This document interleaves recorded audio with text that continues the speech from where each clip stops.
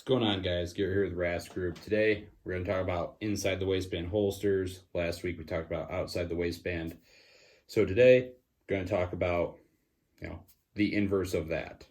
Just to clarify before we get started, this is not going to be an argument against off-body carry. I personally don't believe in it. That's its own separate video.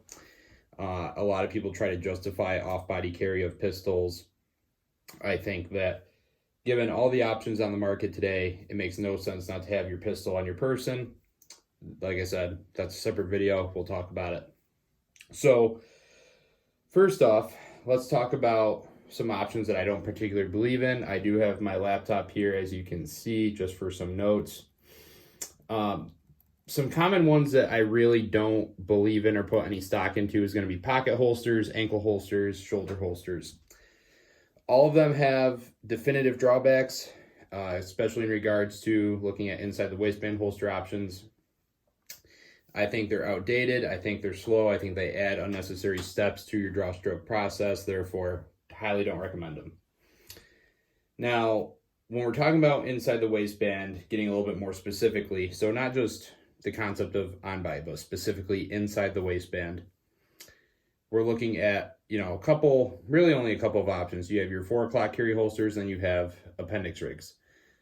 Obviously, from what you can see here on the table, I am a huge supporter of appendix style holsters and everything that they entail. We'll show you a couple of them, a couple options I've tried that I like. Go from there. So, benefits of appendix carry, right? First off, it keeps the firearm forward of your hips, which if you've ever taken a class with us, you know that we position our outside the waistband holsters slightly forward of our hip line. That is 100% on purpose.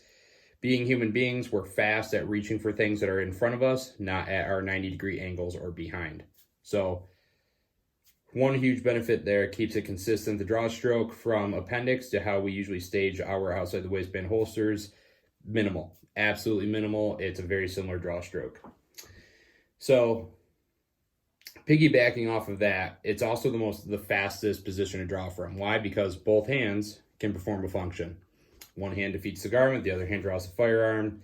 As soon as the firearm's clear of the garment and the holster, you release it, get your hands together, build your grip, present out to where you got to go. Very, very fast. There's a lot of guys that are doing it in well below sub-second. I am not one of those guys, but I aspire to be. I'm still training to be. So going from there, this also gives you the best defense of your firearm, especially in a combative situation. Our limbs fold in front of us, our legs fold up, our elbows drop down. We have very good defense of that firearm, and it adds a little bit of security, especially when, well, really no appendix rig on the market is a level 2 retention holster or higher. So something to keep in mind.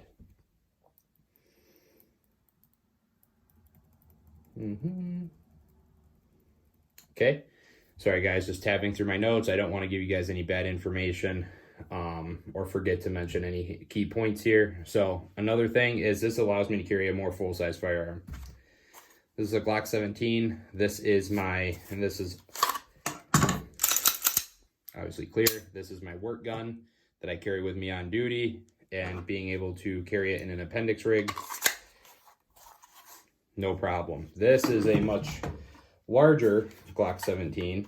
This is my Brownells comped Glock 17. As you can see here, do one of these for you. So all of you guys that are on the other side of the screen can rest easy at home. I use this today in my IDPA match. Solid option, right? So Smithworks appendix rig really isn't that bad of an option. Sorry. It's a little, I just realized it's kind of hard to put it up here. You don't really get the full effect of the lighting. There we go. I am filming this a little bit later at night and trying to give you guys a more, I guess, videographer perspective, or whatever you want to call it. A little bit cooler of an angle, right?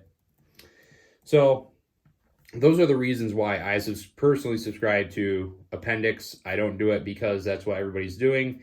I like to have my own logic and reasons for doing something. Now, I go back and forth between what I like to do. So these holster options right here are kind of standalone rigs. They do not have a married mag caddy to them. I'm a big fan of these lately. It's a little bit less bulky. I can still carry a full-size firearm in my waistband. Gives me max capability. And I don't know. To me, it's just a little bit simpler, right? It also gives me the option that I'm not stuck with the extra mass of a spare mag. I can carry a tourniquet. I can carry a fixed blade, a spare mag still if I want to. Just opens the door up for options. So I either go through that or... Oh, stay there. There we go. I go through periods of time where I like these married appendix rigs. I got to tighten this clip up. So both of these are from Smithworks. This is my Glock 26 long slide that I carried for a long time. Very, very compact rig. Show you guys this. Clear. You're good. Glock 26 long slide, 19 slide on a 26.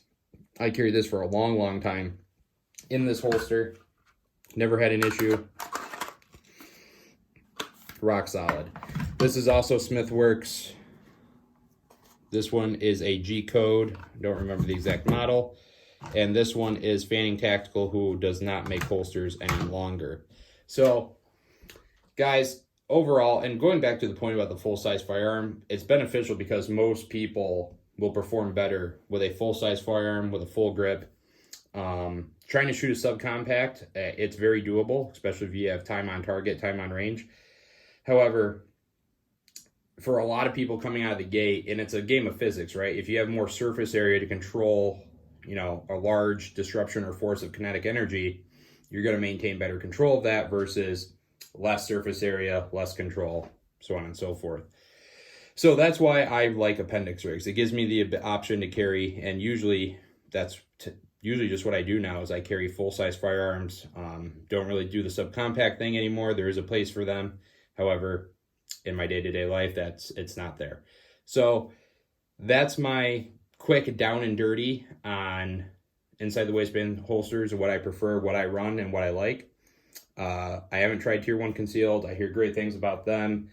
I personally like the smaller holster manufacturers. I really like Smithworks. Check him out on Instagram. I'm not affiliated with him, sponsored with him, just he does really, really awesome work. So that being said, guys, I appreciate you stopping by. Appreciate you checking out this video. Hopefully you like this layout, kind of trying to be a little bit more aesthetically pleasing. Check out the website, rasgrouptraining.com. Check out the Instagram _rasgroup. And until next time, guys, stay safe, stay trained, stay rad. I'll be back with the next one.